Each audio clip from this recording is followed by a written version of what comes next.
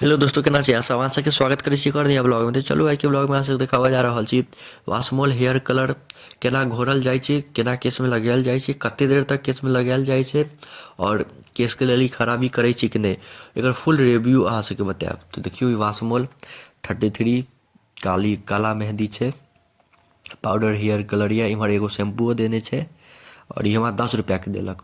देखियो, with वास्मोल hair care shampoo.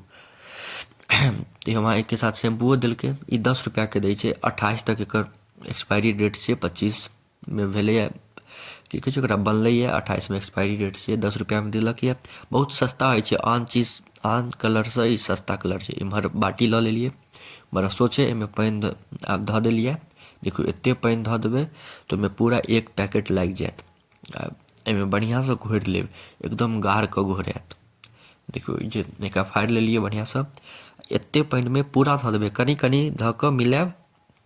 देखबै अगर अहाँ सबके पतला नीक लगैए तऽ पतलेमे कऽ लेब, ओना बेसी बढ़िआँ रहत जे पूरा धऽ देबै ने तऽ गाढ़ कऽ घोरबै ने तऽ बढ़िआँ केश कलर हैत। बढ़िआँ एकदम नेचुरल काला भऽ जायत, एक नम्बर। तऽ देखियौ, एखन हम कमे देलिए और सब बाकिए छै कनि मनि, आधासँ कनि कमे देलिए और सब छै बाकी। तऽ एकरा कनि एतबे लऽ कऽ घोरबै। एखन तऽ बहुत पानिगर छै, कनी देर तक घोरबै। अहाँसब लास्ट तक रहू, अहाँसबके हम सबचीज बतायब, एकर फुल रिव्यू बतायब, कतेक देर तक लगायल जाइ छै और ई घोरलाके बाद कतेक देर तक एकरा छोड़ल जाइ छै। तऽ देखियौ, बहुत पानिगर लगै छै, तऽ एहिमे और देबै।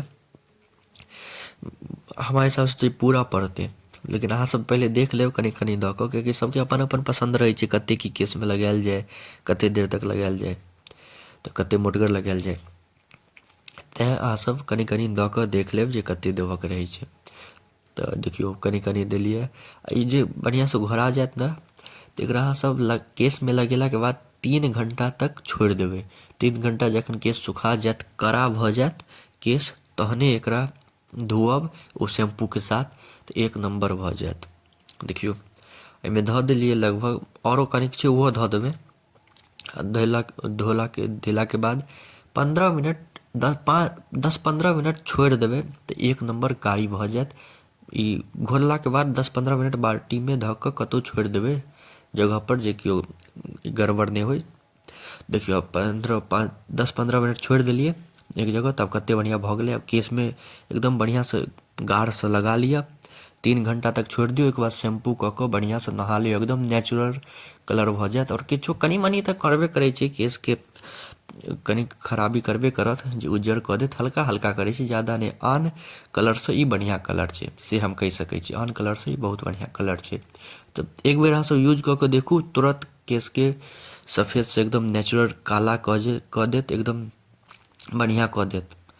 हम एकर यूज कयने छी तऽ अहाँके बताबै छी अपन एक्सपीरियंस।